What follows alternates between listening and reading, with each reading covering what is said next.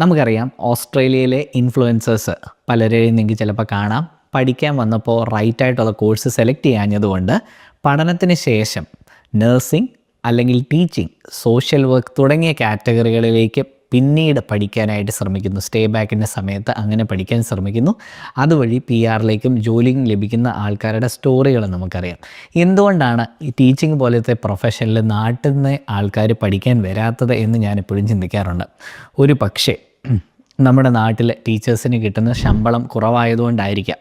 പുതിയ തലമുറയിൽ എല്ലാവരും എടുക്കുന്നില്ല എന്നല്ല, അവിടെ ടീച്ചിങ് പഠിക്കുന്നവരുണ്ട്. എന്നാലും BTech അല്ലെങ്കിൽ MBBS ഇങ്ങനെയുള്ള പ്രോഗ്രാമുകൾക്ക് പോകാൻ കാണിക്കുന്ന പോലത്തെ ഒരു ആഗ്രഹം ടീച്ചിങ് പ്രോഗ്രാമിലേക്ക് കാണിക്കുന്നില്ല.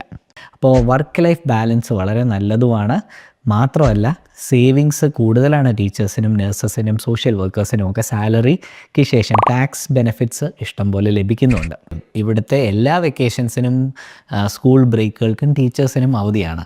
അപ്പോൾ ഈ ഒരു ഫാക്ടേഴ്സൊക്കെ മനസ്സിൽ വെച്ചുകൊണ്ട് വേണം ടീച്ചിങ് ഒരു കരിയറായിട്ട് ചൂസ് ചെയ്യുമ്പോൾ. നിങ്ങൾക്കറിയാം, ഇഷ്ടം പോലെ റിലാക്സ് ചെയ്യാൻ. ഇനി മക്കളും ഒക്കെ ഉണ്ടായി ഫാമിലിയുമായിട്ടൊക്കെ എല്ലാവരും ഒരു സ്റ്റേജിൽ അങ്ങോട്ടൊക്കെ എത്തുമല്ലേ.